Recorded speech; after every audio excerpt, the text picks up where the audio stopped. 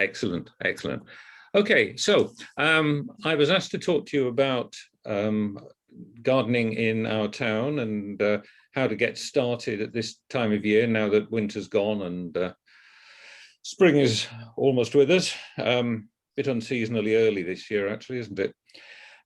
This is a very large topic, so please bear with me. There's no way that I can cover everything in less than many hours.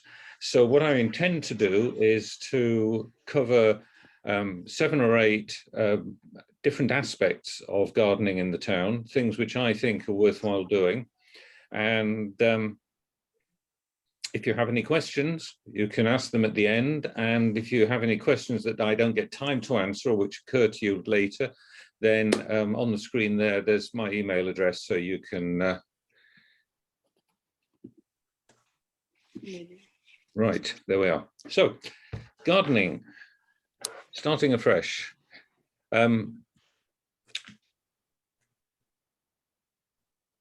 First of all, I just want to point out the famous Kipling quotation on the right.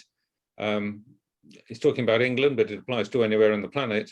Our England is a garden, and such gardens are not made by singing, "Oh, how beautiful," and sitting in the shade, which is really just to say that if you want to have a nice garden, you either have to put in some time and effort or you have to pay somebody to do it for you. Well, that's not any great surprise to anybody. My qualifications for talking to you about this, simply that my grandfather got me into gardening 60 plus years ago. And since then, I've pretty well always had a garden somewhere that I've been enjoying working in. I think the emphasis very much has to be on enjoyment. Gardening is a creative exercise. You're creating spaces for you and your friends to relax in, but you also want to create something that's attractive to wildlife. Just about everybody I've spoken to in this town about gardening enjoys birds and butterflies and wildflowers, as well as the classical gardening species. And for me, a garden which doesn't attract wildlife is not a really, it's not a quality garden. It's got missing things.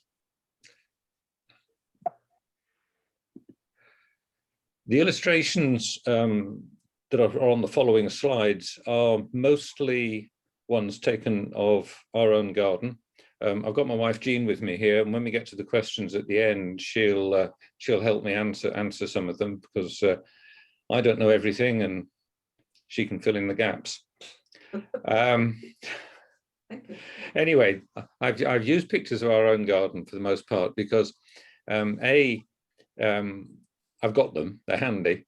I haven't had to steal anybody else's, and secondly, if I can do it, then you can do it, because we garden on just the same size, typical size plot as I would guess most people who are watching this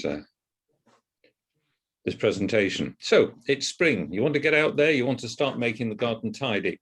Normally, in an April, it would still be a little bit cold, and you'd be thinking about getting out there. But it's quite evident just walking around the streets that this unseasonal warmth they're having at the moment is making people go forth and start doing something, and that usually means tidying at the moment while we wait for plants to start shooting. But I've got to appeal to you, please don't be too neat. You can tell from my accent that I wasn't born in Canada. I came here 23 years ago, and one of the things that struck me immediately was how neat Canadians are. You love to have your gardens tidy and polished and with no scruffy bits around the edges, but try to restrain yourselves, because the old leaves and stems that have been standing under the snow are actually providing shelter for useful insects, some of the solitary bees, for example. So if you just rake them up and throw them away immediately, you're going to reduce the number of interesting and useful species that you have in your garden later on. Generally speaking, the guidance is to wait until we've got an average about 10 degrees centigrade daytime temperature. After that, you can clear up quite happily. So we'll start off You should ask yourself some questions first. I'm sure members of my audience, some of you are as experienced as I am, some of you are more experienced, some of you are just getting started. And I think it's important that you ask yourself what exactly it is that you want your garden to do. Do you want to just carry on with the garden as it's been for the last 5, 10, 20 years, or do you want to do something new and exciting?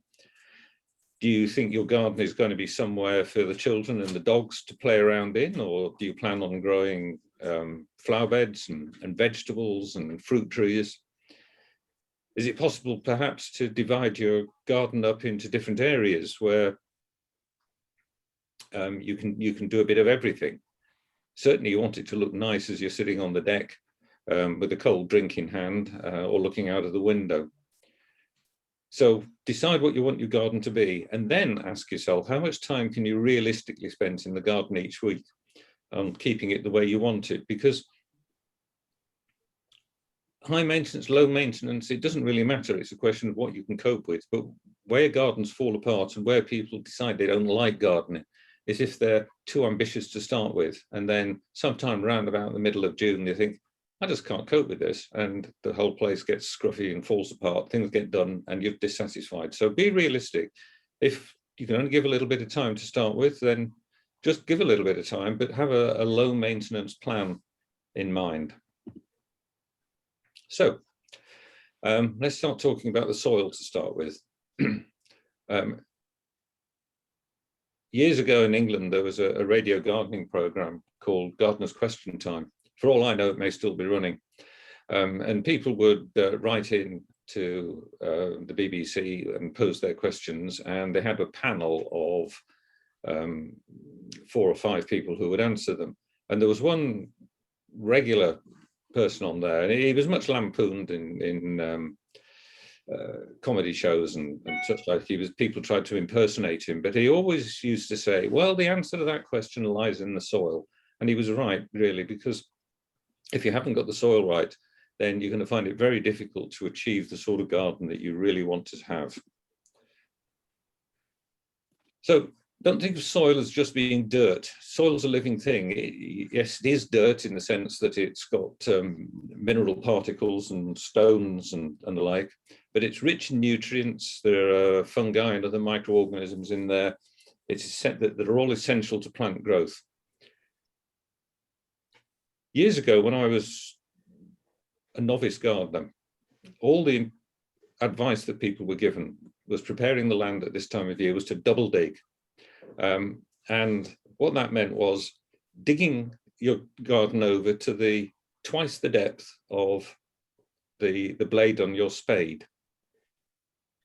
And it certainly opens the ground up and allows the worms and the air to move around. But what it also does over time is that it ends up burying that top layer, which is particularly nutritious, underneath soil from deeper down. So you're bringing clay up and burying the humus layers. So unless you're really starting a piece of land off from scratch, you've just had the builders in, it's a brand new garden, digging deep, double digging is probably best avoided. That's what modern practice says. What you don't need to do is much more than just loosen up the surface unless the ground is very, very compressed. And this is something you could be thinking about doing in the next few weeks. If you've got a very compressed area, so you've been walking over the ground, for example, while it's been wet, then you can just get your garden fork and dig it in and wiggle it around, loosen it up, because the soil, to be a good growing medium, needs to have air in it and have good drainage. You also want to add mulch. Mulch is organic material. It can be compost, it can be old leaves, things like that, which you dig into the ground and they let them rot down. It provides structure, it provides food, it provides nutrition for the plants, and it's also important for the little creatures that live in the soil and which we all want. The benefits of composting, as I say, it is that it improves soil fertility. It provides nutrients. It acts as a soil conditioner. increases the organic content of the soil and introduces beneficial colonies of microbes.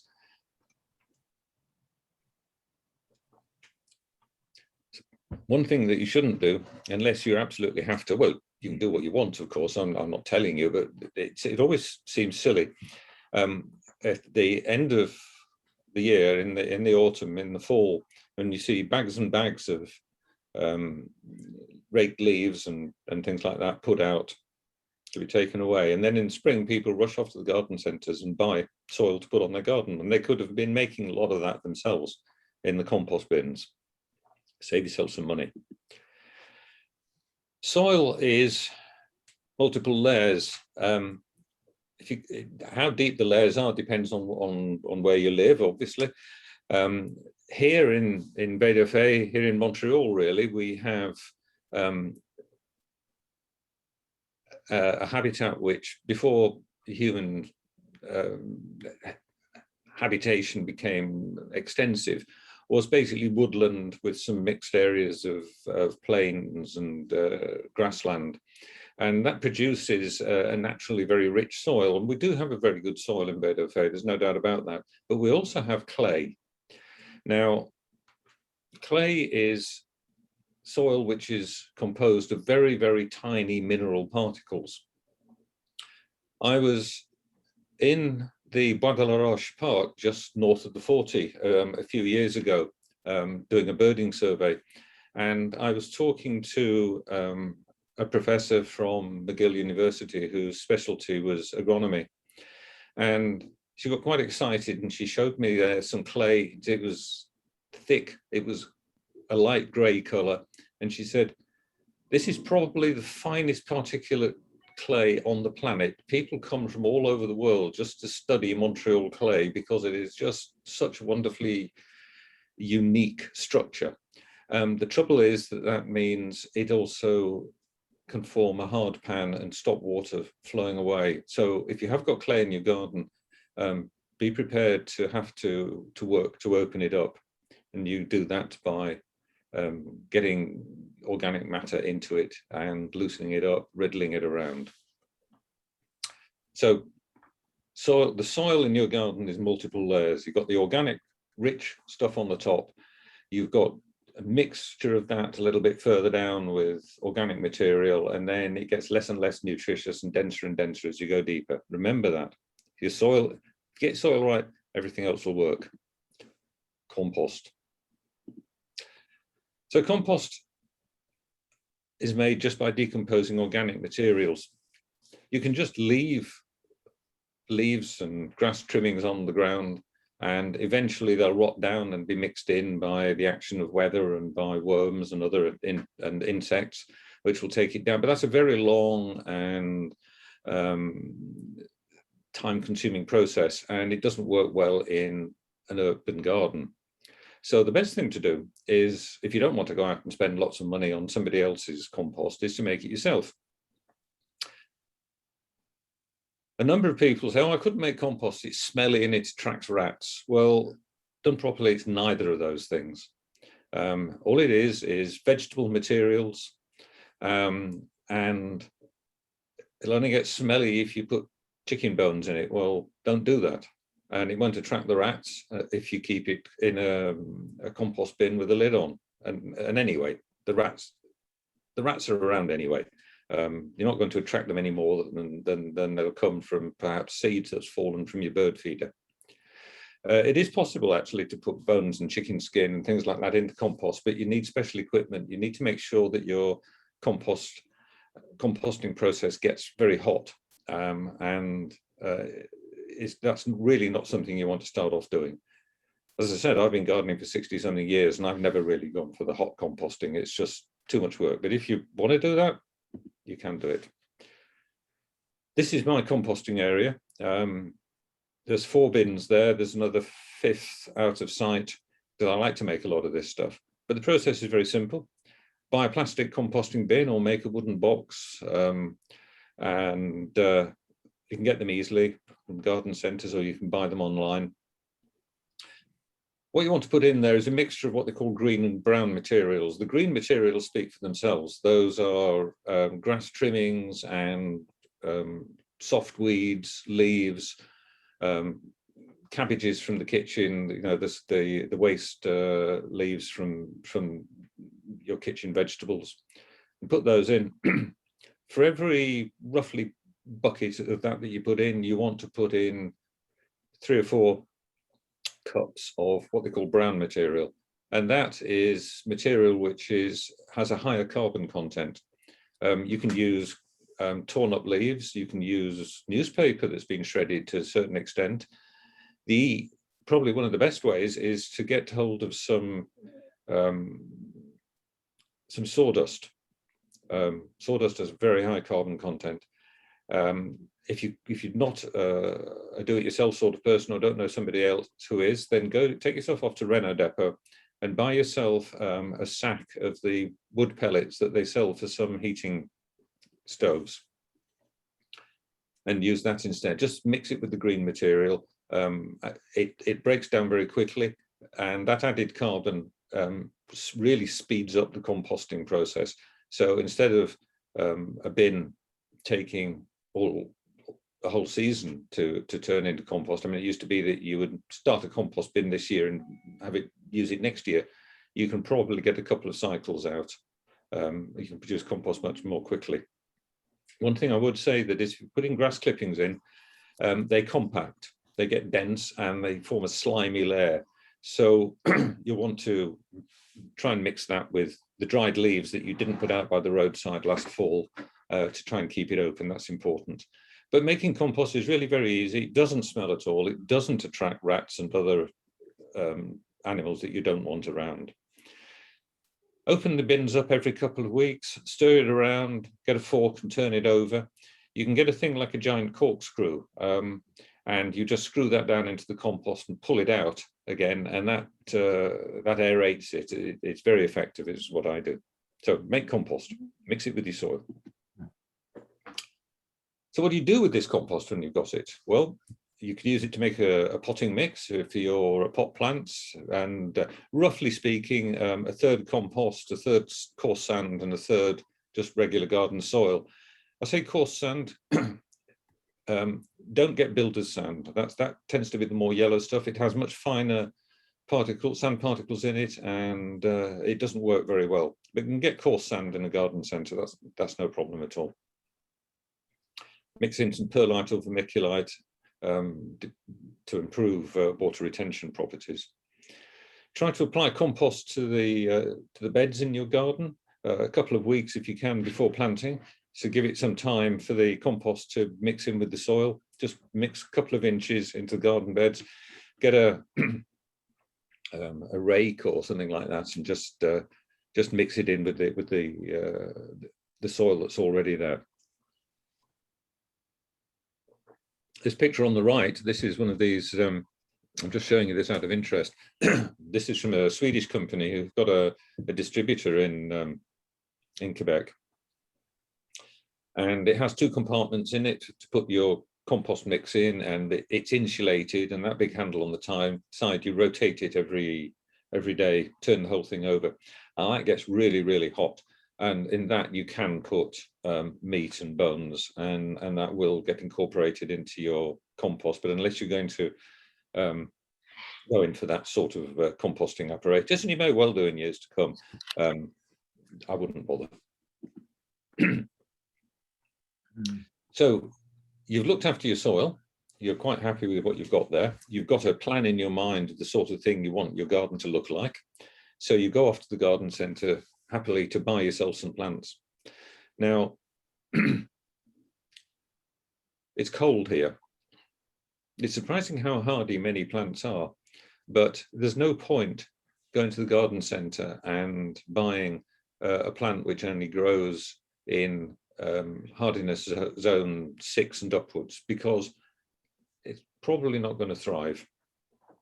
We're in zone 5B. Read the labels on the plants and make sure that you put in something which is 5B or less. And if you do that, then you know that the weather isn't going to kill your plant. Whatever else you do, the weather should not be a big problem. Sometimes you can get a zone 6 plant if you've got a very sheltered corner and you protect it in the winter, but you know, experiment. Got climate change, it is getting warmer, but you know, you're taking a chance with that, but I'll just mention that. So you've decided what you want to grow, you've got the soil, and you can go to the garden centre and you can buy plants, and you can just, somebody else has raised them for you and you can stick them in the ground. It's quite an expensive thing to do. You can sow seeds and you can raise your own.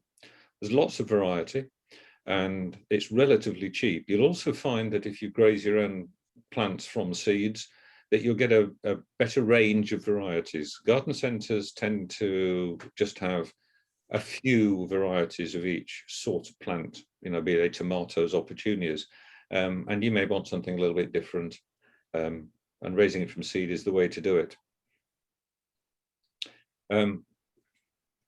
All you need is a bench or a window ledge and a bright window, or set up some grow lights in your basement. You can get those easily enough, and they're quite cheap to run. In the old days, grow lights used to be fluorescent tubes with particularly wide range of spectrum, but now they're made from little LED lights, and as I say, they're cheap and easy to use. Get some seed trays, old yogurt pots, egg cartons, this sort of thing in the picture. These are multi-compartment seed trays. Need a hole in the bottom so that the soil will drain, and make sure that you read the instructions on the back of the seed packet. If you've not raised plants from seeds before, it's really very simple. Set up your trays, put the potting compost in, moisten it, sow the seeds. The packet will tell you on the back the spacing and the depth that you want. Cover them over, and keep the soil, the compost, moist but not wet. It just wants to be moist.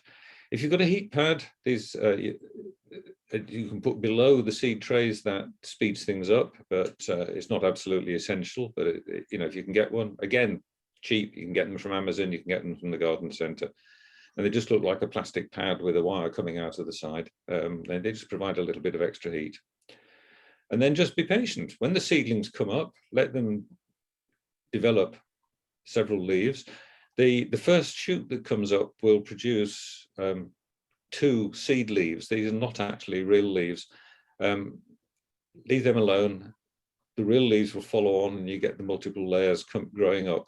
You can let them get as big as the container they're growing in, but if they start to outgrow their container, you can prick them out into a larger one, being careful not to damage the roots, and grow them on until the weather and your schedule allows you time to plant them outdoors. After frost. You shouldn't be planting outdoors until there's no danger of frost, and that's probably sometime around about the middle of May here most years. But the way it's gone this year, who knows? You know, it's ridiculously warm at the moment. When you're ready to plant outdoors, don't take them from the warm inside immediately out, because you'll shock them and set them back a bit. So the best thing to do is to harden them off, as we say. So take your seed trays outside during the day and let them get used to the open air, and then bring them indoors at night, or cover them up at least. One thing which helps with this is cold frames. These are really very simple. You can spend quite a lot of money on fancy cold frames from specialist manufacturers, but a couple of old glazed window frames you've got propped up at the bottom of your garden, wondering what to do with them, some bits of wood, you can make something like on the left. You can even do it with plastic sheeting and a few bricks like the picture on the right. All you're trying to do is to save yourself from having to take those trays of seeds that you're hardening off in and out every day. You can put them inside the cold frame for a week or two and let them get acclimatized, and then you can plant them out wherever it is you want to put them. Something which has started in the town is community seed exchange, and this started just a couple of weeks ago. Those of you who are members of the Buy Nothing Facebook group may have already come across this, but the idea is that there's a box of seed packets which is circulating around the town. You put in spare seeds that you're not going to use. You know, if you buy a packet of tomato seeds and you've only got room for 4 plants and there's 24 seeds in the packet, then the others are wasted unless you can give them to somebody else. So you put into the box seeds that you want to pass on, and you take out of the box seeds that you would like, and then you pass the box on to the next person in the list. I'm not involved with this, but if you go to the Buy Nothing group, you'll find all the information there. You just have to sign up and eventually a box of seeds will reach you. That's the idea anyway. A similar sort of operation can work for seedlings. So you've raised a dozen tomato plants just to be on the safe side, and you've only got room for 6. So give the other 6 away. You can exchange them with somebody else for you know, another plant that you would like to have. The current health restrictions make this a little bit more difficult on more than a modest scale, but we'll get there. We'll get there.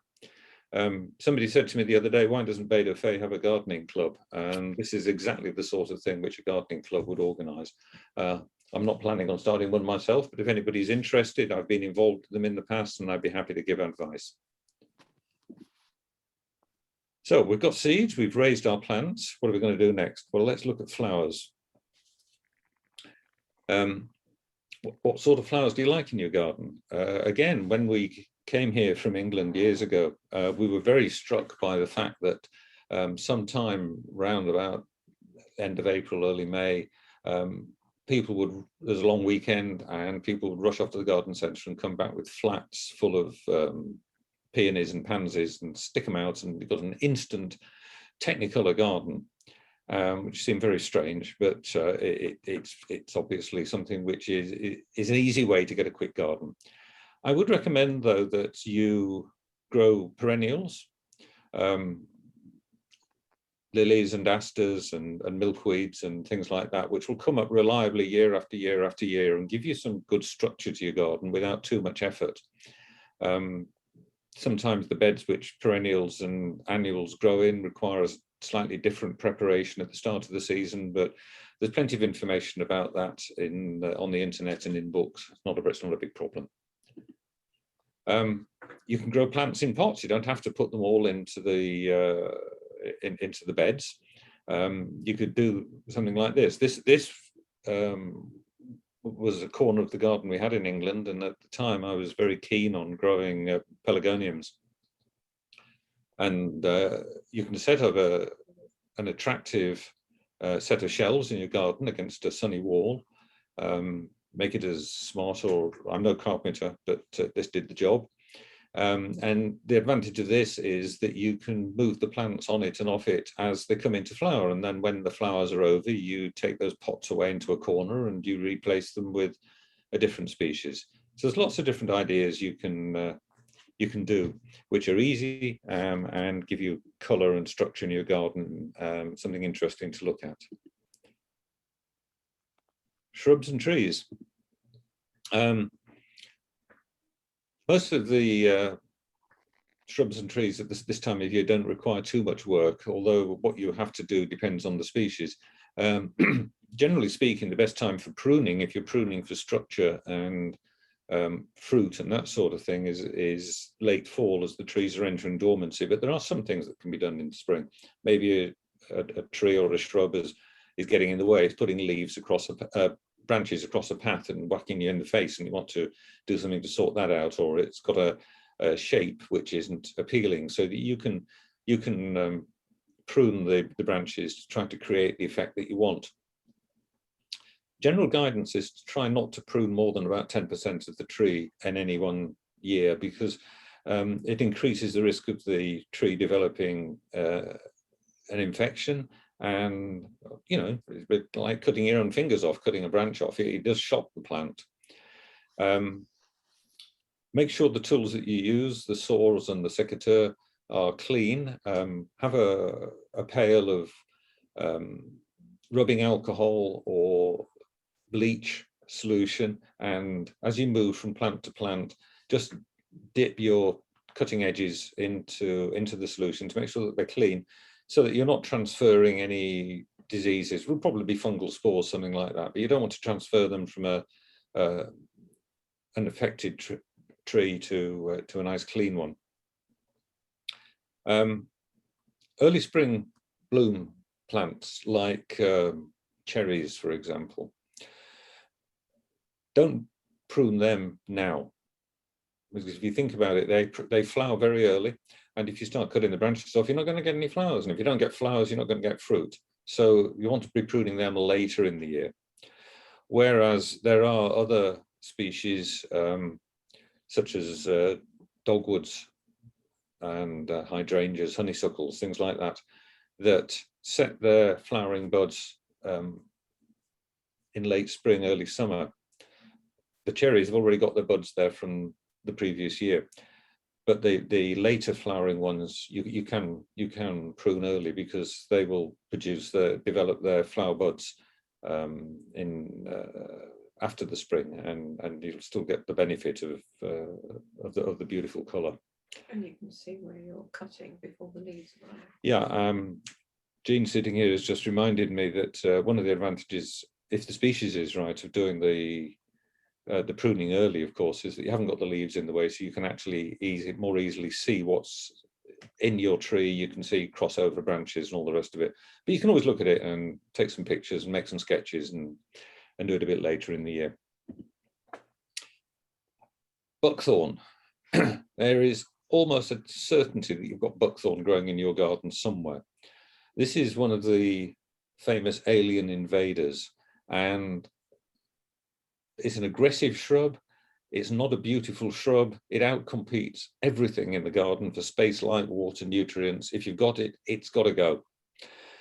What's even worse is that the roots secrete chemicals into the soil that actually inhibit the growth of nearby plants, so that if you get established buckthorns, and nothing will grow near them. So it's got to go. Seedlings and small buckthorn plants you can hand remove. Just get your fork or a trowel or whatever underneath and get them out, and that works fine. For young stems, you can run a mower over and do that reasonably regularly, and eventually the plants just give up and fade away. You've beaten them, but these are tough. They'll keep coming back. Anything bigger, you want to get in deep and really dig them out, get the roots out, because they'll shoot again from the roots. There are specialist tools which you clamp round the stems, and you can lever them out of the ground. But unless you've got a huge infestation of it, that's perhaps getting a bit excessive investing in one of those. Whatever you do, get them out before the fruits develop. Most birds don't like to eat these unless there's nothing else around, but just enough will eat them that the seeds pass through their system, and the seeds can remain viable in the soil for 5 or 6 years. So unless you get them out before the fruits have set, you're going to cause trouble for yourself. But I can't say it often enough, buckthorn is the pest that you have to get rid of. You can live with most things, but you can't live with buckthorn. Moving on to vegetables. In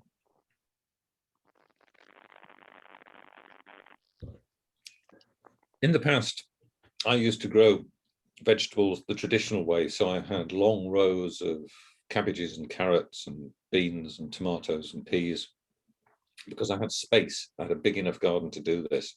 And it was the way I'd learned to do it, and it was the traditional way, and it just seemed right.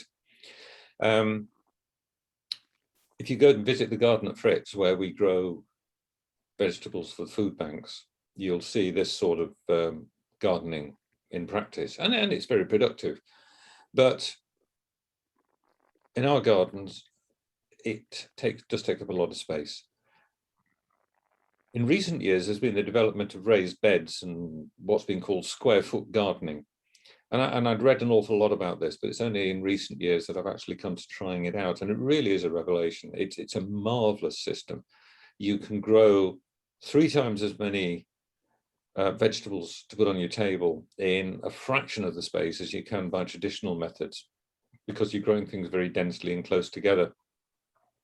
We have 3 raised beds, each 8 feet by 3 feet, and it provides all the salads, tomatoes that we need for most of the summer. And it's just a very pleasant way of working. You use, I'll show you some pictures in a minute. You put wooden sides in, you line it with permeable geotex, you fill it with a growing medium, you stretch strings over the top to mark off square foot areas, and you, in each square, you plant a different variety of vegetable. And the point of the system really is that as a vegetable is eaten, you take it out and you plant something else so that you get succession. And if you really canny and get the range of species just right, you can probably get 3 crops of different vegetables off the same square of soil. These are the vegetable beds we've got, and you can see this in practice. The strings and picture on the left, this is in early spring last year. They mark off the areas. Those are mostly salad crops that are in that particular bed, and it's what we started with. And then later on, beans went in, and aubergines and tomatoes as the year warmed up. The middle picture is midsummer. As you can see, it's pretty productive. There's a lot of stuff in there, and it's all edible. You'll also see that around the ets outside, there's some nylon mesh netting. That's because of the chap on the top right. There are rabbits in town, and they love to eat your vegetables. So you will have to put a bit of mesh around, but you'd have to do that even if you're growing vegetables by the traditional method. And you can get some really nice stuff. Expensive vegetables like aubergines. It's easy to grow. It doesn't take up much space. I'd recommend it. As I say, you do need to protect your vegetables though from the pests. Short pause to advertise here. As we're talking about vegetables, if any of you would like to come and help at the garden at Fritz, just let me know and I'd be happy to tell you what we need. If you're not familiar with the garden at Fritz, we're using town land and we're growing vegetables which we donate to local food banks, because there's, we're a relatively wealthy community. Most of the West Island is, but there are a lot of people here, especially this year with the loss of jobs due to COVID, that do need a little bit of help with their food security. So if you can help, that would be good. Right, end of that. Lawns. Somebody out there, I'm sure, was wondering when I'm going to talk about lawns, and I'm not going to talk much about lawns because, frankly, unless you want a low maintenance garden and you're mostly going to let the kids and the dogs run around, a lawn is a monoculture of alien grasses, which, well, it's in the eye of the beholder, but it's fairly boring, and it is not going to help you have wildlife in your garden. It's not going to attract the bees and the birds and the butterflies. But each to their own. Each to their own. If you do want to have that sort of garden, I'm not going to tell you it's wrong, because it's not. They can look beautiful, but there's plenty of information available on the internet and in books that'll tell you how to get your turf just right. What you should be doing though, if you have that sort of lawn, or just a part of your garden is down to lawn at this time of year, is to rake out the thatch that's left over from last year, now that the snows have gone. If there are any particularly compressed areas, because we tend to walk in the same lines across our lawns all the time, if there are any compressed areas, get that fork out and do some aerating so that rain can get down and air can get in. And when you do come to mowing it, don't mow it like a golf course. Set the blades as high as possible. That's usually, depending on the variety of mower, that's usually 3 to 4 inches. Set it as high as possible. It looks nice, and the beauty of it is that when we get to July and August, when it's hot and it's dry, you'll have a green lawn where your neighbour who cut his lawn shorter has got a brown lawn. So bear that in mind. But do consider, and I'll come to this later, do consider replacing some of your lawn by native plants, which will attract the butterflies and will feed the birds. We'll get to that in a bit. Came across this poster a few days ago. Only mow where you go, where you don't go, don't mow, grow other plants. That's a good rule of thumb, but it's up to you. Wildlife. Believe it or not, gardens around cities form one of the largest and most biodiverse nature reserves there is. They form a network, particularly in a town like this where we have large gardens. They form a network of open green spaces. Outside the cities, you've very often got intensive agriculture, and that means pesticide spraying, trees being taken out that would otherwise have been used for nesting, shortage of food, and the birds and the bees and the butterflies actually can, generally speaking, make a better living in urban and suburban gardens than they can out in the areas around our cities. And it's something which we can all contribute to, and we can see beautiful scenes like this. A beautiful goldfinch sitting on one of the flowers which we've raised from seed and planted. And I think as more and more of the world disappears under roads and buildings, we're sort of almost duty bound to try to help the wildlife. You know, we can see it year after year. It's happening more and more with climate change and such like, that there are fewer birds around, there are fewer butterflies, there are fewer bees, and it's not good for biodiversity, and it's not good for us ultimately. So our gardens can be a pleasure for us, but they can also help to nurture wildlife. Although little guys like that on the right, the rabbit who's looking hopeful at those carrots, perhaps need to be kept on the other side of a fence. So again, pictures from our garden. Basically, wildlife needs three things, and they're attractive things. So you don't have to think that your garden's going to get scruffy. They need shelter. Well, we have a lot of trees and shrubs naturally in this town anyway. So we can develop those and make sure that they're healthy in our gardens. Wildlife needs food. That's fruit and seeds and caterpillars. And again, these are relatively easy things for us to provide and to share. And wildlife needs somewhere to reproduce. The rabbits need a quiet corner. The birds need somewhere to put their nests in. The squirrels need holes. And these are all things which we can provide. And we can enjoy looking at the garden, we can enjoy sharing it. Anyone can attract birds and wildlife. It doesn't take a great amount of effort.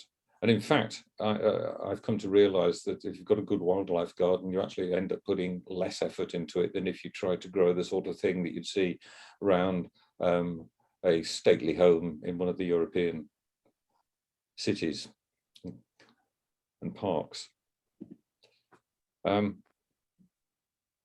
Corners of our garden, this is stuff which was really easy to put together. A little bit of waterfall, a pond, some flowers growing in grass which hasn't been cut too short.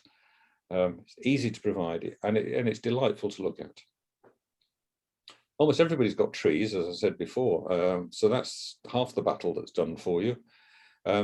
Most shrubs are denser than trees, and they offer the shelter from weather and from predators that the smaller creatures are looking for. If they happen to bear fruits and nuts, well, so much the better. I've got a couple of sour cherry trees in our garden, and the blossom in a few weeks' time was going to be absolutely gorgeous.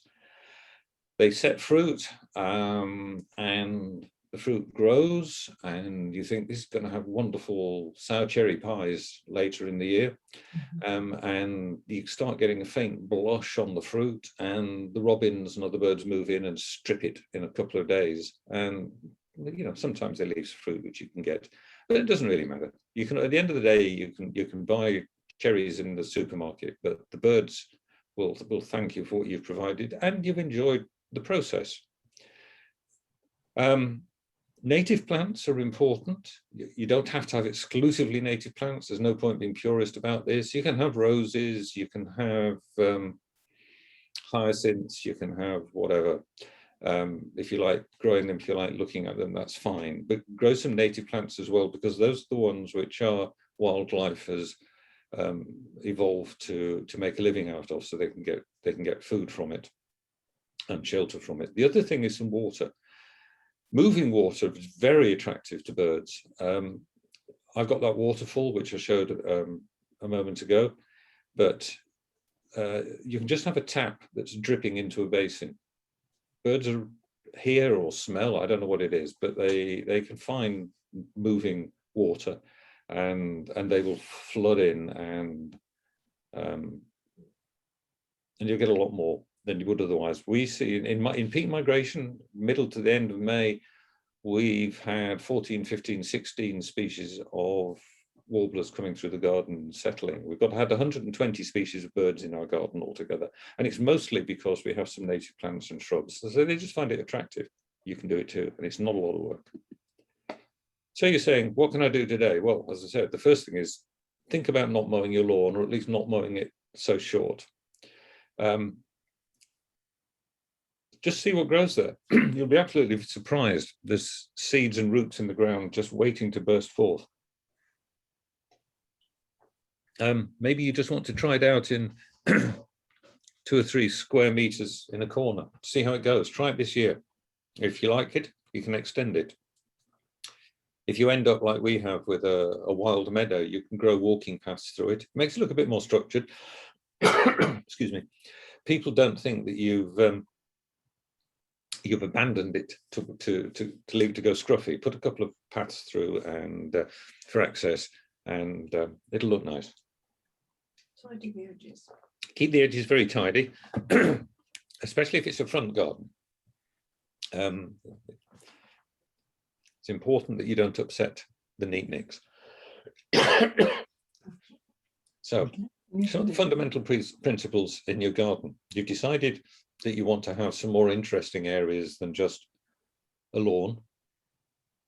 Put yourself in the mind of a bird or a butterfly and consider what they're looking for. As I said, shelter, food, somewhere to breed. That's basically what they need. Make the internet your friend. There's a huge amount of very useful information out there. Almost any question you are going to come up with, you can find the answer on the internet.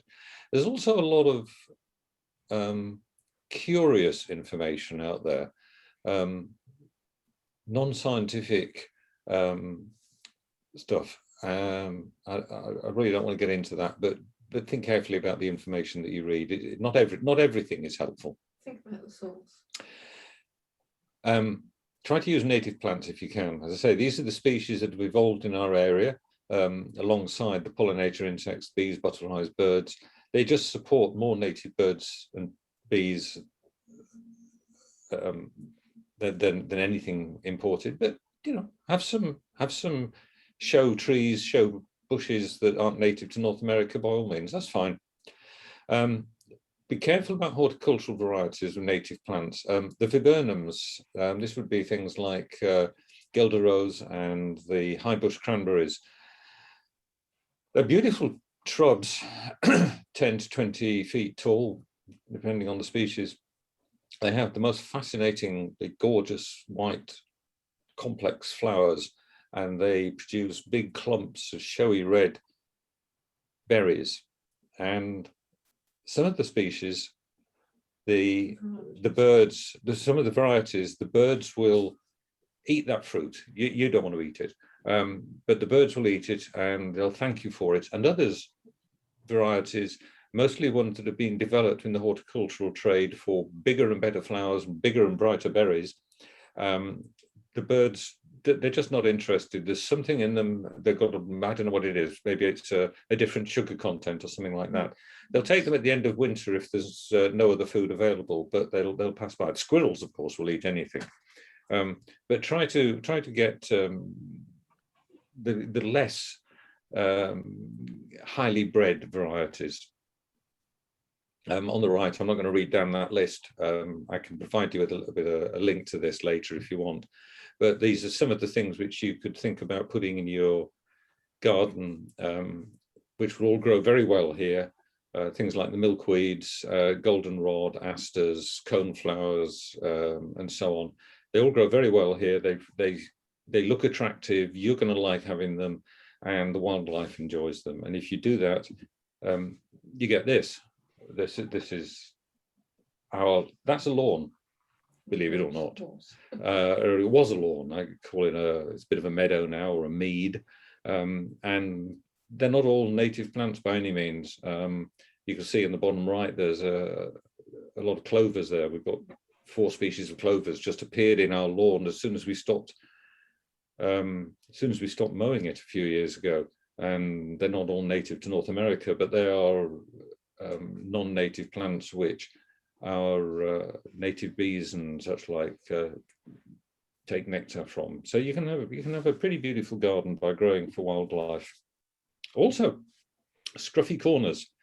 Scruffy can be attractive. It's up to you. You can just literally leave a corner to pile junk in, casual pile of old logs and few stones. Birds and smaller mammals don't care whether it looks attractive to you. Well, they're looking for food, and if you had some trees that you've cut down, some trimmings, for example, you can put them in a corner. You can let them gradually decay. They'll be invaded by fungi and insects, and those all in turn provide food for larger animals and so on up the tree. And it can look very interesting. You can do this by making one of these pollinator towers, that photograph on the right. And it's just basically lots of holes that different sized insects can get inside and make a nest. And it can look quite nice. As I say, a pile of logs just simulates fallen trees. If you have something cut down, then ask the arborist not to take all the wood away, but stack it in a corner. The Victorians, 100 years ago, used to do this in a big way in their big gardens, and they created what they called stumperies. A stumpery is really just like a rockery, but it's made out of wood. You get ferns and things growing in amongst them. It can look most attractive. And if you want to know more about wildlife gardening, surprise, surprise, I do have a talk, which I've given a few times, which is devoted to this, and maybe the opportunity will come to give it again. I gave it in this town about 5 or 6 years ago, given it to various groups, but it's just focused on gardening for birds. And if you'd like to know more about that, maybe something can be set up at some time in the future. It's a big topic. I'm getting near the end. I've got some ideas of things to grow. I'll just very quickly go through these because I know you want to get to questions. So these are just some things that you might like to try growing. Choose nectar-rich flowers. Read the books. Nectar-rich flowers, obviously what the bees, you've heard a lot about pollinator species are disappearing because of pesticide use and loss of habitats. Well, they'll come back to our garden if we get the right mix of flowers. Grow some summer fruit. This is a service berry, it's Amelanchier canadensis on the right.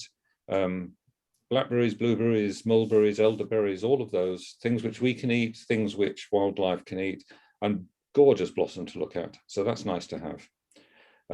Grow some species of bushes like cotoneasters and mountain ash and dogwoods, which have their fruit later in the season, so that you're providing something for the wildlife and something for you to look at. I mean, you know, a wall of red berries like that is just gorgeous.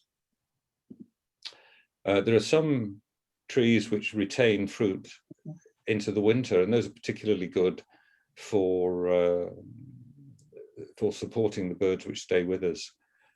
Crab apples, sumacs, this is sumac on the right, some of the viburnums, Virginia creepers, winterberries, which are a prickleless holly, which are all very, very useful for this. So you can, if you plan it right, you can have a gorgeous looking garden and you can have fruit for the wildlife going pretty well through 3 or 4 seasons of the year.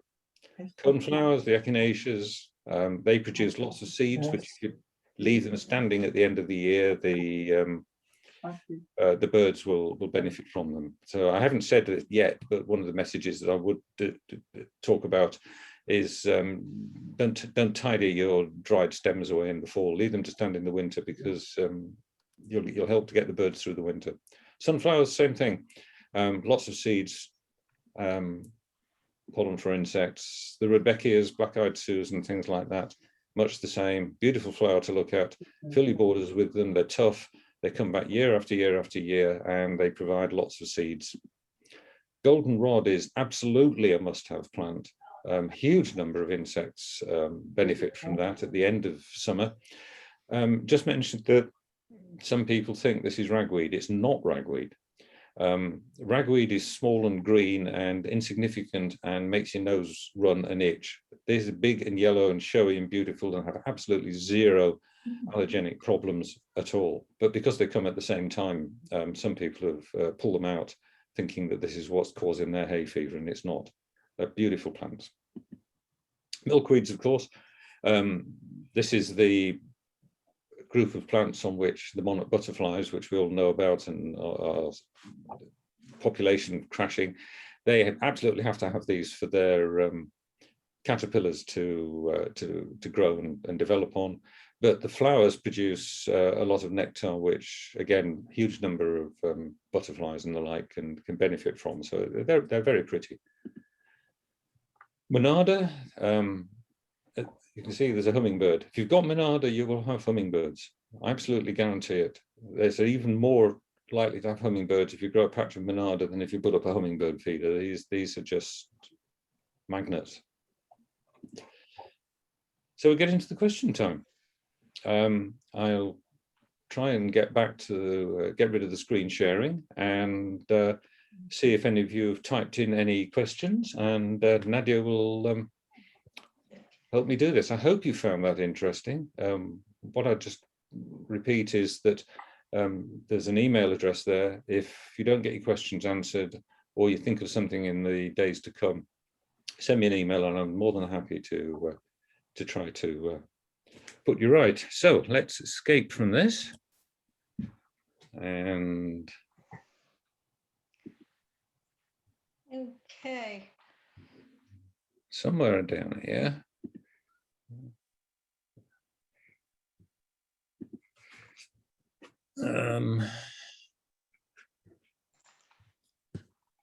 Somewhere.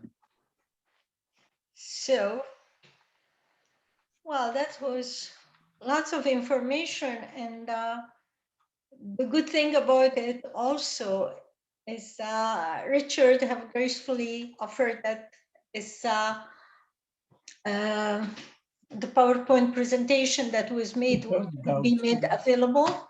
I have, with his permission, I have recorded this presentation.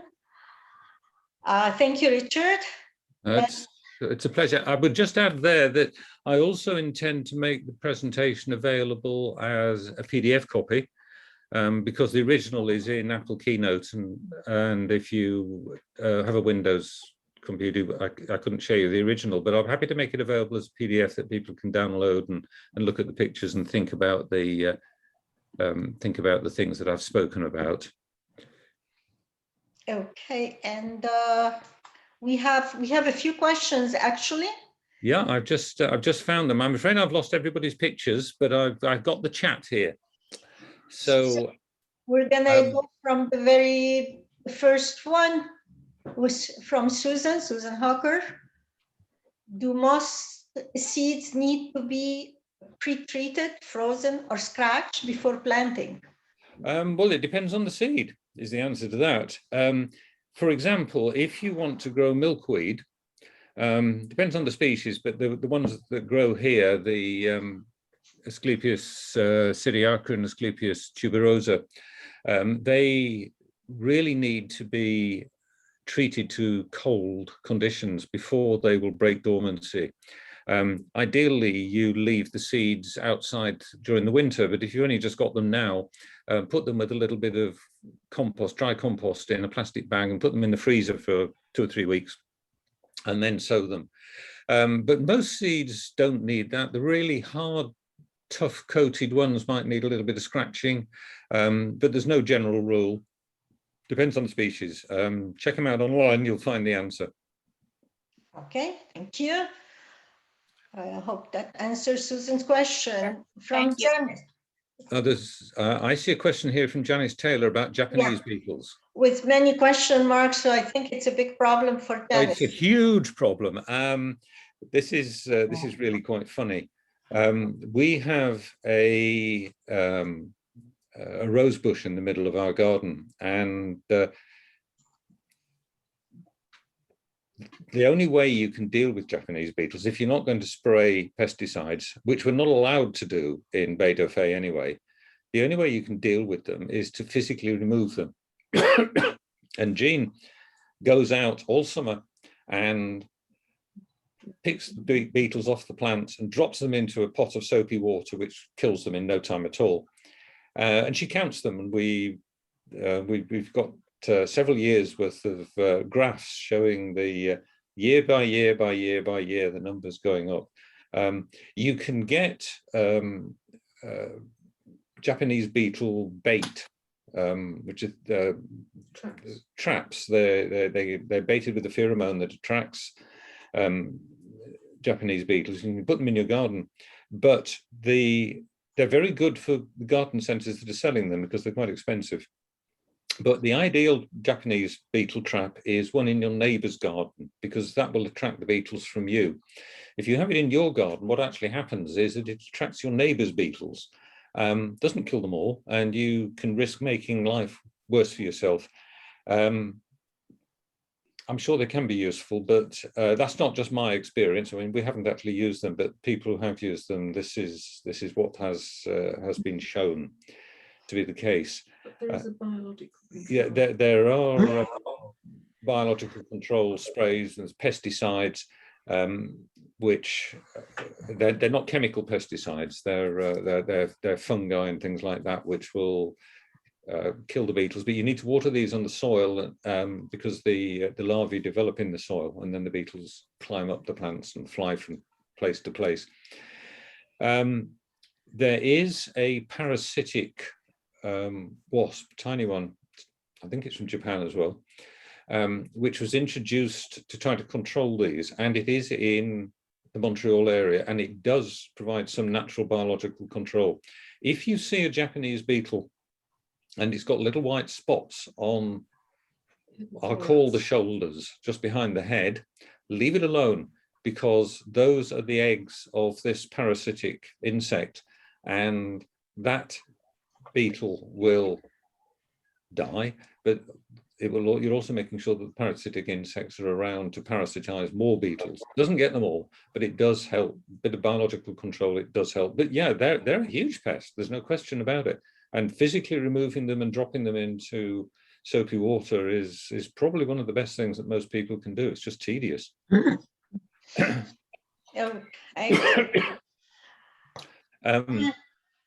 And we move to Susan. Sorry? So yeah, I was just reading off the list. Susan Hawker asks, are the viburnum, I mentioned different species or varieties? Well, there are different species, no doubt about it. High bush cranberry is a different species to the Guelder rose. High bush cranberries are probably one of the best ones to grow around here. But as I say, there are lots of different varieties of these which have been developed by the horticultural trade. Some of them are fine for the birds will eat the berries, but quite a lot of them they're not particularly interested unless really there's no available food at all. That's the sort of thing I can probably help with by email if people want to get in touch. Okay, thank you. Thank you. And from William, are there native flowers that can be grown in pots on the balcony? Perennial, perhaps moved indoors before deep frost? Yes, there are. I mean, pretty well any plant can be grown in a pot. It depends on the size of your balcony and the size of your pot is the answer. Certainly, milkweeds and lilies, not a native, but you can grow them. You can make a nice pot plant on a balcony. Canna lilies. Canna lilies are very good, particularly the ones with the red flowers, because they attract hummingbirds like the monarda does. So again, that's an exotic species, tropical species, really, I think. But yes, you can certainly grow these in pots on a balcony. Sure, no problem at all. All you need is ambition. You can grow anything in pots if you are determined to do so. And from Monica, any advice to control gout weed, please? or basically don't let it get in your garden in the first place. Jean, do you want to comment on this one? Black plastic. Yeah. Oh, yes, yeah. Just cover it and treat it like you would poison ivy.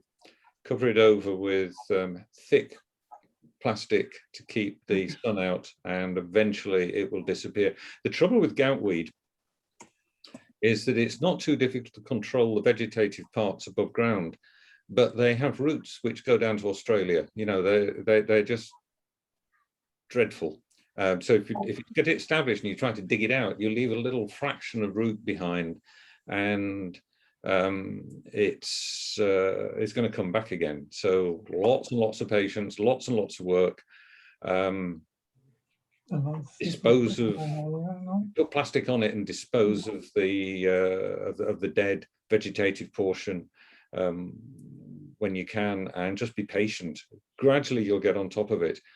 If it's any help to make people feel better, goutweed is not the pest in North America, probably because of the winters, or I would imagine, that it is in parts of Europe.